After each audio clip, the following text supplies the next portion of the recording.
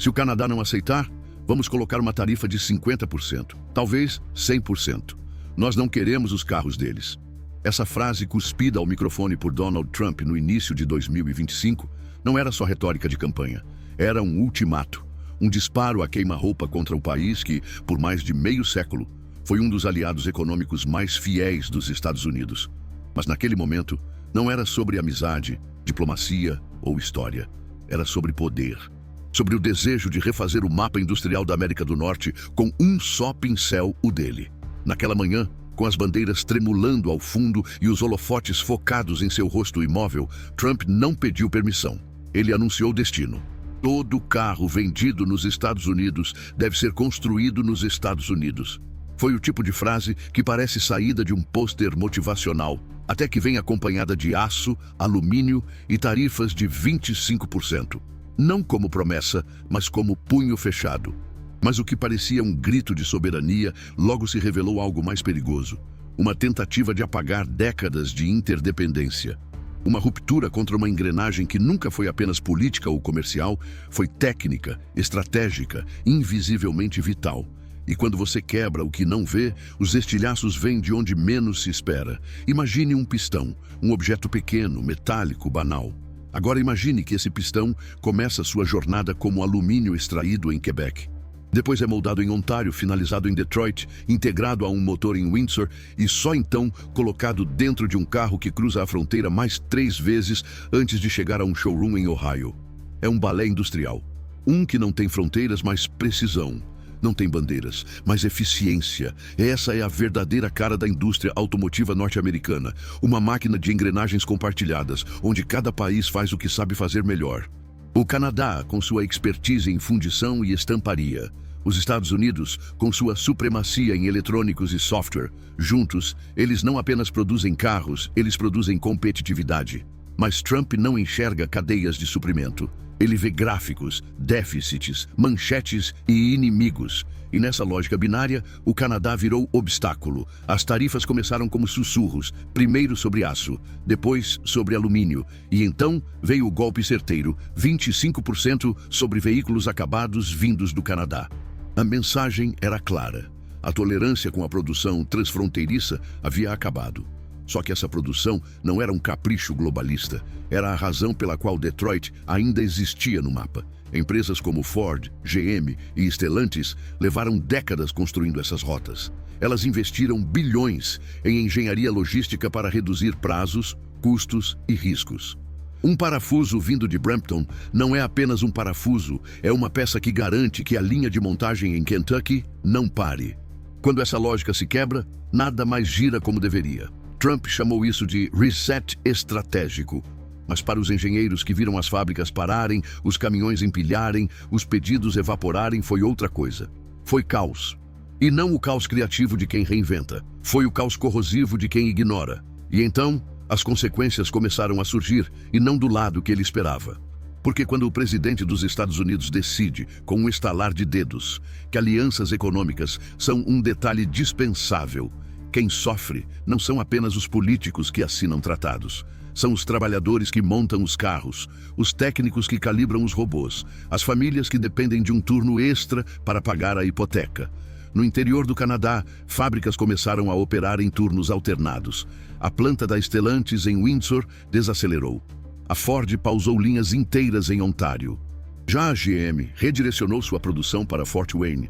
Indiana não porque era mais barato, mas porque era menos arriscado. E essa é a palavra-chave: risco. Quando a política vira ameaça, ninguém investe, ninguém planeja, ninguém contrata. Trump achava que estava punindo o Canadá. Mas ele esqueceu que a indústria automotiva é um organismo interdependente, que cortar um membro do corpo não o fortalece. E enquanto os números de exportação caíam, os custos subiam.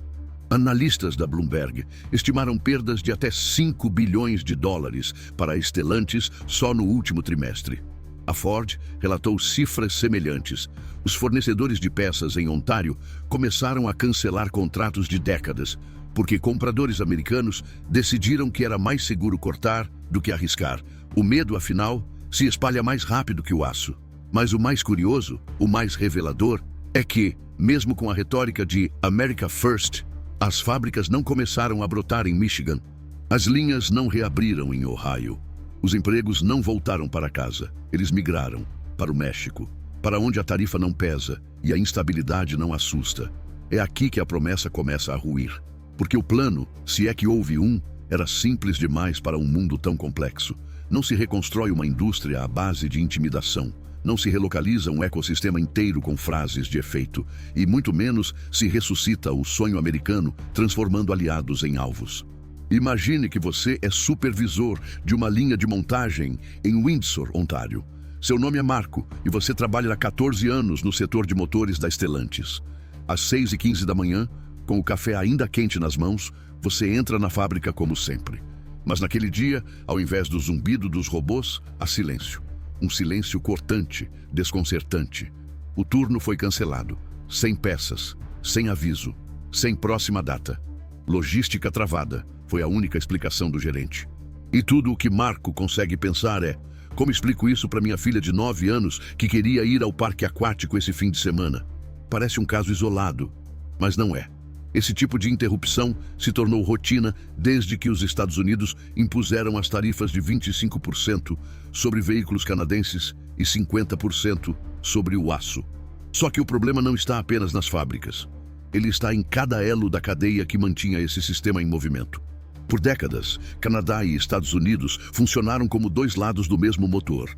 A fluidez com que peças cruzavam fronteiras era o resultado de uma confiança construída desde 1965, com o Auto Pact, depois reforçada com o NAFTA e mais recentemente pelo USMCA. Mas tudo isso começou a ruir quando Trump resolveu transformar fronteiras econômicas em trincheiras políticas. E o que antes era sinônimo de eficiência, agora virou um pesadelo logístico. Peças paradas em armazéns, caminhões retidos em postos alfandegários, fornecedores correndo para reescrever contratos, e por trás de cada atraso há rostos, famílias, medos reais. Nos bastidores, empresas lutam para manter a produção mínima. A Stellantis opera em regime de revezamento. A GM tira a produção de Ontário e manda para Indiana. A Ford começa a rever parcerias firmadas há anos, não por estratégia, mas por sobrevivência.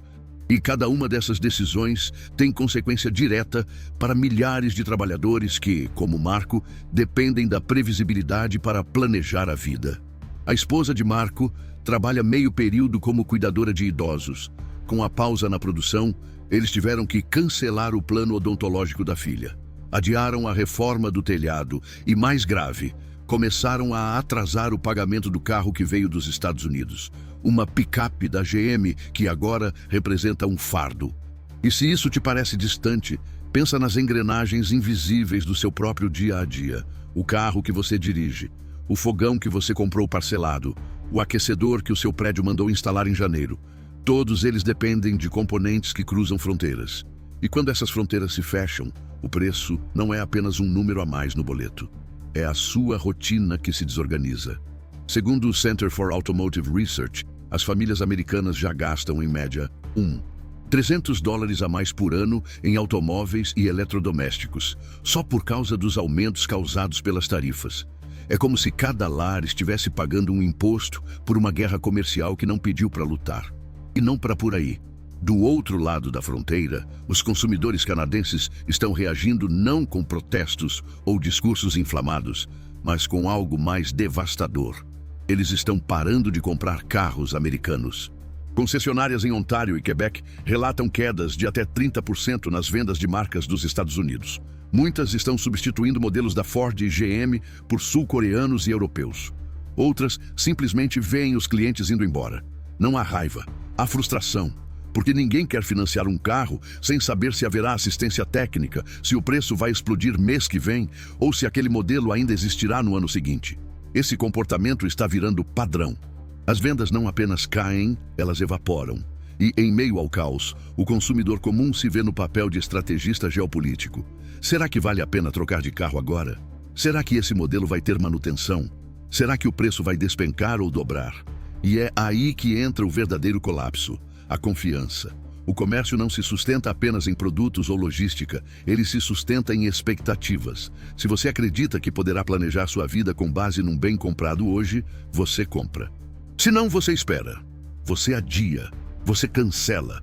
É por isso que os impactos dessa guerra tarifária vão muito além das fábricas. Eles estão nas conversas em casa, nos grupos de WhatsApp da escola, nos escritórios de contabilidade que lidam com frotas, nas oficinas que veem menos carros entrando, nos entregadores que fazem menos viagens. É um efeito dominó. E Trump, em seus discursos, segue prometendo um renascimento.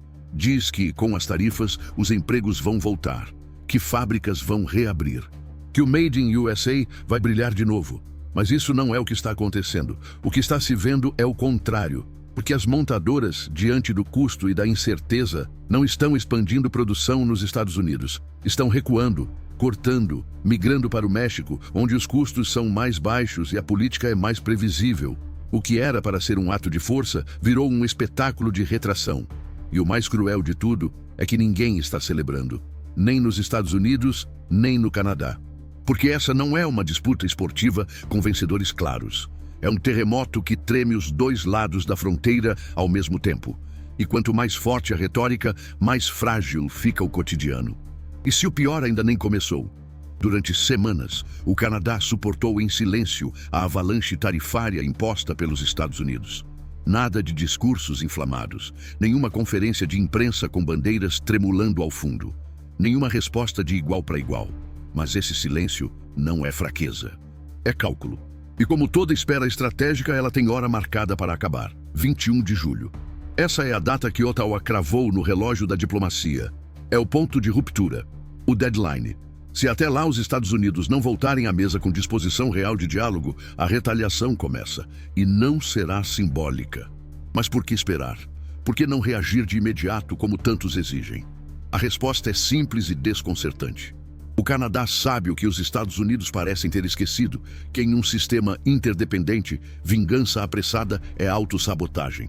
Retaliar no calor do ataque poderia colapsar setores inteiros de ambos os lados da fronteira, mas adiar indefinidamente seria sinal de submissão.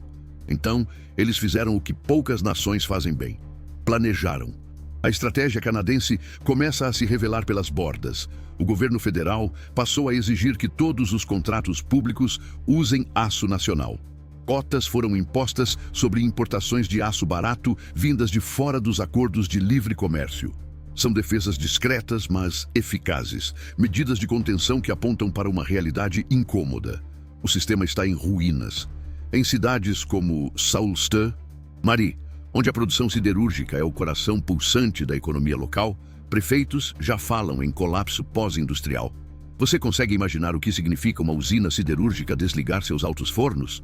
Não é como desligar a luz da sala. É um processo irreversível. Quando um forno desse tipo é desativado, muitas vezes nunca mais volta a funcionar. São milhares de empregos, décadas de tradição, estruturas inteiras de produção que se perdem como se nunca tivessem existido. Quantas cidades estão a uma tarifa de distância da extinção? Catherine Cobden, presidente da Canadian Steel Producers Association, foi clara. Não há como pausar um setor inteiro. O aço não espera, o mercado não espera. As comunidades não sobrevivem em modo suspenso. E se você está se perguntando por que isso tudo importa, a resposta pode estar mais próxima do que imagina. Porque quando essas fábricas fecham, o impacto não fica só no Canadá. Ele atravessa a fronteira como um vírus. O aço que falta lá encarece aqui. A peça que não chega em Ontário atrasa a linha de montagem em Ohio. O fornecedor que quebra em Sault Ste. Marie cancela contratos em Michigan. Estamos assistindo ao desmonte de um organismo binacional. E quem perde primeiro são os invisíveis, os operários, os caminhoneiros, os pequenos empresários. Depois vem o resto. Mas o que o Canadá pode realmente fazer se decidir contra-atacar? Muito mais do que parece. A primeira cartada mais comentada nos bastidores políticos é a aplicação de tarifas sobre veículos americanos exportados para o Canadá. E aqui está o detalhe que quase ninguém fala. O Canadá compra por ano cerca de 1,8 milhão de carros dos Estados Unidos. Isso é mais do que qualquer outro parceiro comercial. Se esse mercado começa a murchar, as perdas para Detroit seriam imediatas e catastróficas. Agora pare e pense. Quem mais compraria esses carros americanos em grande escala se o Canadá recuar? A resposta é perturbadora. Ninguém. Não a curto prazo. Não com a mesma previsibilidade. Não com a mesma margem de lucro. E o suspense aumenta com uma ideia flutuando em esferas diplomáticas e veículos especializados. O Canadá pode abrir sua economia a veículos chineses. Isso não é um blefe. Em um momento de crise, pragmatismo fala mais alto que ideologia.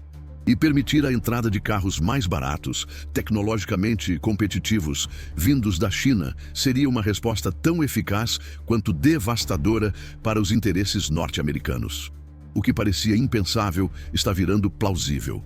E o mais curioso, não por iniciativa canadense, mas por imposição americana.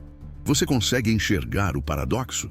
Em nome da proteção do emprego nos Estados Unidos, a política de Trump está empurrando seus maiores compradores para os braços de seus maiores concorrentes. É o tipo de erro estratégico que gera legados de décadas e feridas comerciais que não cicatrizam com uma assinatura. Mas não é só o setor automotivo que está na mira. O aço e o alumínio continuam sofrendo.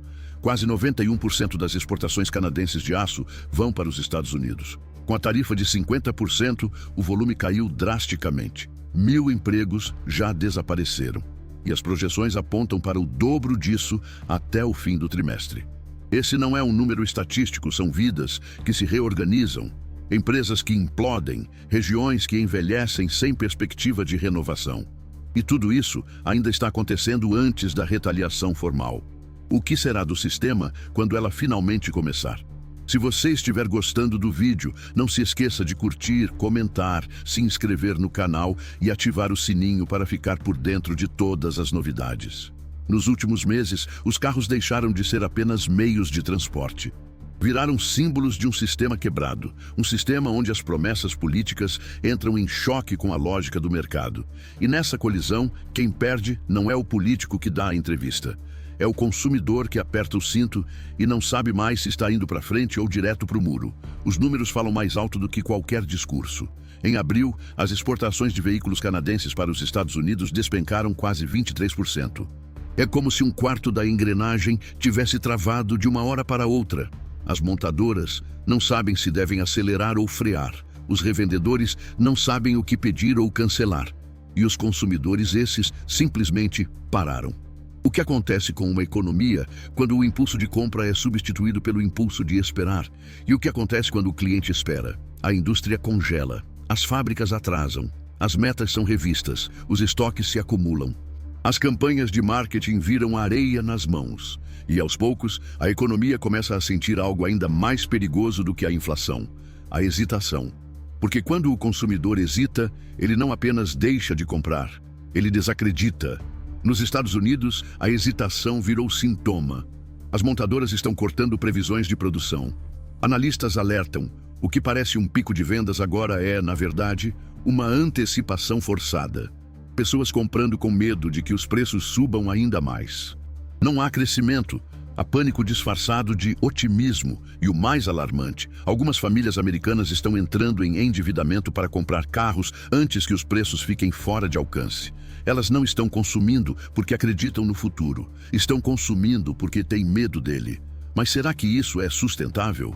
Até quando uma sociedade pode operar sob a lógica do medo? É aqui que o conflito muda de cenário. Deixa de ser diplomático, deixa de ser industrial e entra na sua casa. No momento em que você, diante do notebook, faz as contas para trocar de carro, geladeira ou até um ar-condicionado novo para o verão que se aproxima. E de repente, percebe que tudo está mais caro, mas ninguém te explicou o porquê. Você sabia que, segundo o Center for Automotive Research, a tarifa de Trump está custando $1.300 por ano para cada família americana só em produtos como carros e eletrodomésticos? Isso dá mais de $100 por mês. Quantas decisões da sua vida mudariam com $100 a mais no bolso? Essa é a perversidade da tarifa. Ela não aparece na nota fiscal.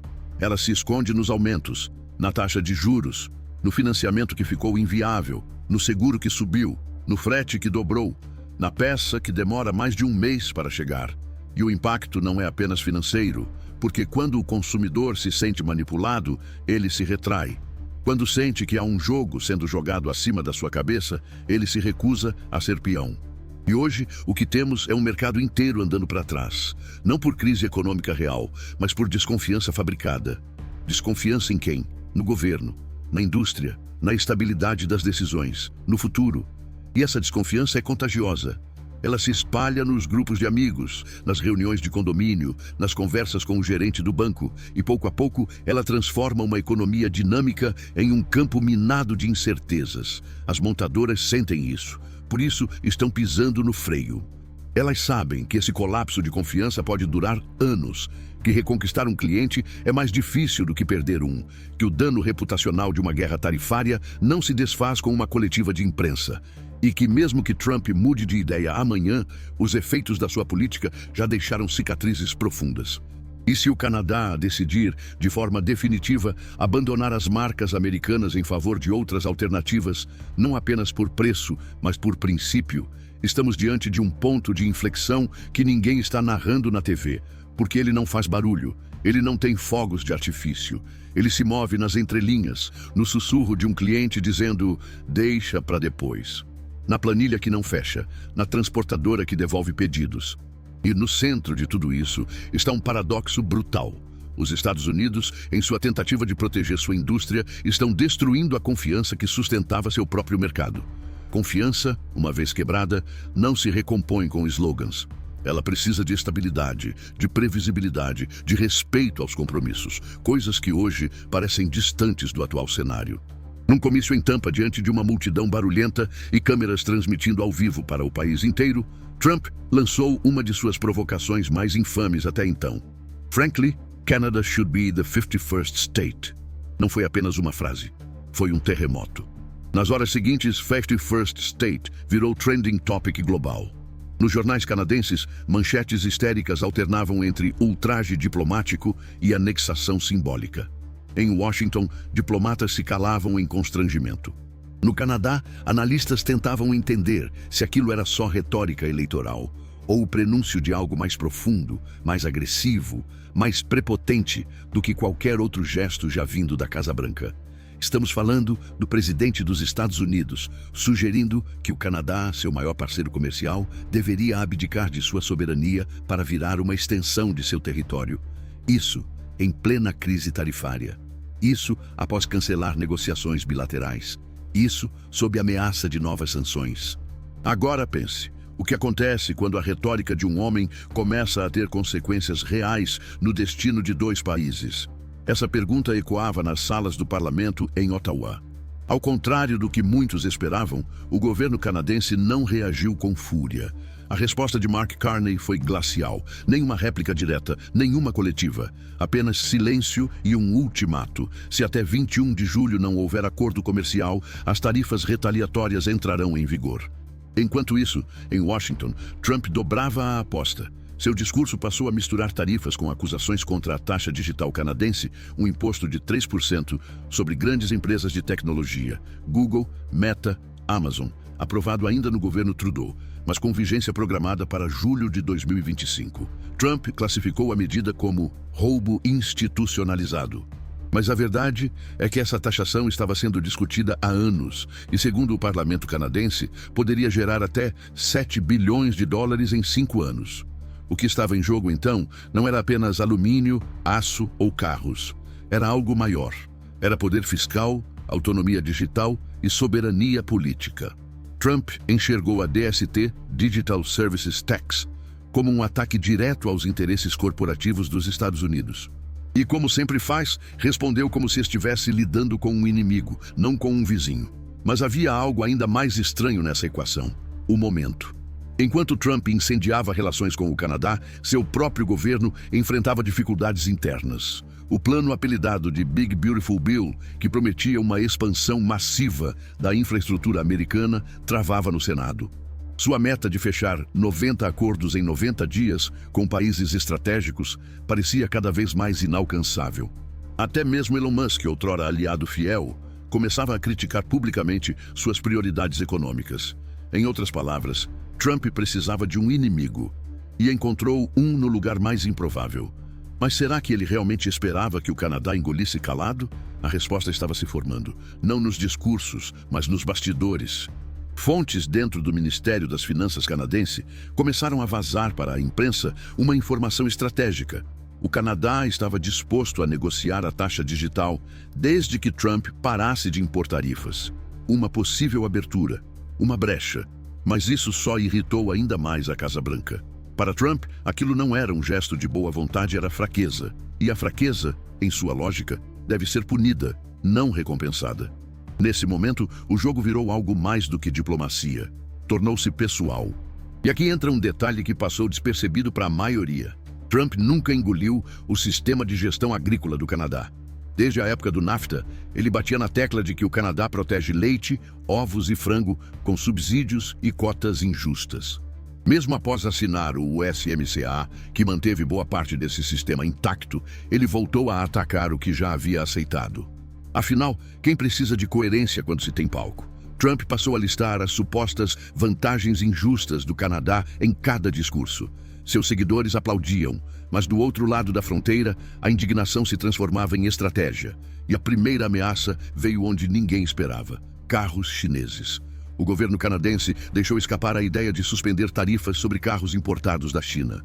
Um sinal claro de que, se os Estados Unidos continuassem pressionando, o Canadá estaria pronto para mudar de parceiro. Não por ideologia, mas por sobrevivência. Agora pense: o que acontece se o mercado canadense, que compra quase 2 milhões de carros por ano do Zenira Cineu, passar a comprar da China? Estamos falando de um redirecionamento comercial histórico.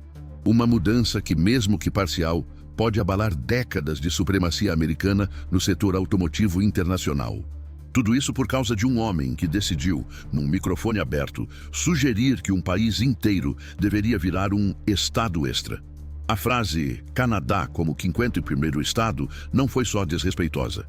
Foi o momento em que o Canadá percebeu que não estava lidando com um parceiro em crise, mas com um vizinho instável. E isso muda tudo. Nas últimas semanas, a equipe do primeiro-ministro Mark Carney passou a operar num modo de guerra não declarada. As reuniões são diárias. Ministros, embaixadores, líderes de indústria e estrategistas comerciais revisam, item por item, tudo que ainda liga o Canadá aos Estados Unidos. Cada elo é avaliado, cada dependência é mapeada, cada brecha é catalogada. Não se trata mais de negociação, trata-se de sobrevivência. O que acontece quando um país gentil, cooperativo e pragmático como o Canadá é encurralado por um vizinho errático? Durante décadas, o Canadá construiu sua imagem internacional com base em equilíbrio, confiabilidade e estabilidade.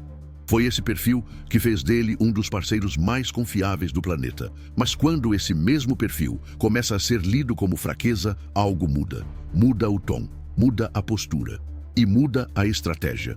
Carney sabe que não pode vencer Trump em volume.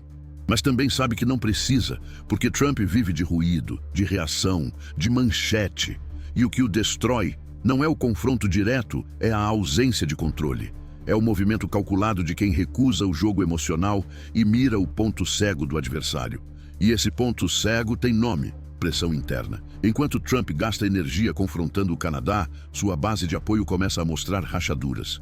O Senado resiste ao Big Beautiful Bill, seu projeto de reconstrução econômica que exige bilhões em gastos públicos. Senadores republicanos da ala fiscalista já deixaram claro que não vão assinar um cheque em branco. O argumento: não podemos continuar aumentando o déficit enquanto provocamos nossos parceiros comerciais. Sim, o próprio partido já questiona sua coerência. E a pressão aumenta. Trump prometeu 90 acordos em 90 dias. Já se passaram 60. E o placar é decepcionante. Nenhum acordo fechado com a União Europeia, rejeição de termos pelo Japão, protestos da Coreia do Sul, a Arábia Saudita começa a piscar o sinal amarelo. A única oportunidade de um acordo vitorioso era com o Canadá e ele a destruiu com uma frase. Pior, agora ele precisa mostrar resultados antes do dia 9 de julho, quando seu plano de gastos será votado. E adivinhe, o Canadá sabe disso. É por isso que Carney segura a mão. Não devolve a ofensa, não cancela tratados, não ameaça. Ele espera. Espera que Trump imploda por dentro. E enquanto isso, constrói alternativas. Você sabia que nas últimas 3 semanas, diplomatas canadenses se reuniram com representantes da Alemanha, da Coreia do Sul e da Índia? Todos eles potenciais substitutos de fornecedores americanos. Todos interessados em ampliar acordos comerciais com o Canadá. Todos cientes de que o parceiro do Norte está buscando algo que antes parecia impensável: diversificação em relação aos Estados Unidos. E acredite, isso assusta muito mais que uma tarifa retaliatória, Porque o que Trump teme não é um imposto sobre queijo americano ou motocicletas da Harley Davidson. O que ele teme é perder relevância. E quando o Canadá começa a reorganizar sua cadeia produtiva, começa a atrair investidores europeus, começa a assinar memorandos com países asiáticos, ele não está apenas resistindo, está redefinindo sua própria identidade econômica. E isso, para um presidente movido por ego e controle, é devastador. Mas há outra frente. Uma ainda mais delicada e extremamente simbólica. Trata-se do possível uso da retaliação indireta, ou seja, do uso de tarifas sobre bens que impactem diretamente estados-chave para Trump, como Ohio, Michigan e Pensilvânia. Produtos como milho, carvão, carne bovina. Alvos escolhidos não por acaso, mas por cálculo eleitoral. Você consegue imaginar o impacto disso em plena corrida de reeleição? Trump teria que explicar por que um agricultor de Iowa perdeu o contrato de exportação de grãos para o Canadá. Por que uma empresa de equipamentos industriais do Texas teve um navio de carga bloqueado? Por que um frigorífico do Alabama precisou cortar turnos? E tudo isso sem que o Canadá precise levantar a voz. Enquanto isso, a mídia americana começa a questionar o rumo das decisões presidenciais. Editoriais do New York Times, Washington Post, Bloomberg e The Atlantic apontam para um padrão de imprevisibilidade que mina a credibilidade externa dos Estados Unidos. Mesmo veículos conservadores como o Wall Street Journal alertam. A política de tarifas está isolando a América. E você, já percebeu esse isolamento? Ele não acontece da noite para o dia, mas é visível. Nos acordos que não vêm, nas alianças que enfraquecem, nas reuniões do G7 em que Trump é deixado à margem, na dificuldade em fechar parcerias duradouras, na ausência de lideranças americanas em fóruns multilaterais sobre clima, inteligência artificial e cooperação tecnológica. É como se o mundo estivesse se reorganizando e a América estivesse olhando para o espelho, berrando slogans enquanto os outros se afastam. E é nesse exato cenário que o Canadá brilha. Mas por que isso tudo importa tanto? Porque o que começou com uma tarifa sobre carros revelou algo muito mais profundo: o colapso da confiança como instrumento de política exterior. Você se lembra de Marco, o operário da Stellantis em Windsor? Na semana seguinte à retaliação canadense, sua fábrica anunciou um contrato com uma montadora europeia que irá produzir componentes em solo canadense, com insumos coreanos e destino final em mercados da União Europeia e da Índia. O turno de Marco foi retomado. Sua filha, que antes chorava pelo parque cancelado, agora voltou a sorrir. Essa não é apenas uma história com final feliz. É uma metáfora do que o Canadá decidiu fazer: parar de esperar e começar a viver com base em seus próprios termos. Mas talvez a pergunta mais difícil de todas seja essa: foi mesmo necessário chegar tão longe? A resposta, infelizmente, é um espelho. Enquanto um lado esticava a mão, o outro preferiu erguer a voz. Enquanto um lado pedia diálogo, o outro exigia submissão. E nesse desequilíbrio, a cooperação desmoronou. O Canadá, ao contrário do que muitos esperavam, não caiu. Ele se levantou, reinventou-se. E ao fazer isso, enviou uma mensagem ao mundo inteiro. Gentileza não é fraqueza, paciência não é submissão, e soberania não se negocia por conveniência. Se você acompanhou esse vídeo até aqui, sabe que esta não é apenas uma história sobre tarifas ou comércio exterior. É uma história sobre identidade, sobre coragem, sobre saber a hora de resistir e a hora de se afastar. Você não vai querer perder as próximas análises. Por isso, se inscreva agora no canal, ative o sininho, curta este vídeo e comente aqui embaixo. Qual foi, na sua opinião, o maior erro dos Estados Unidos nesta crise? E o que você acha da reação do Canadá? Sua participação faz toda a diferença. Muito obrigado por ter ficado até o fim. Até o próximo vídeo.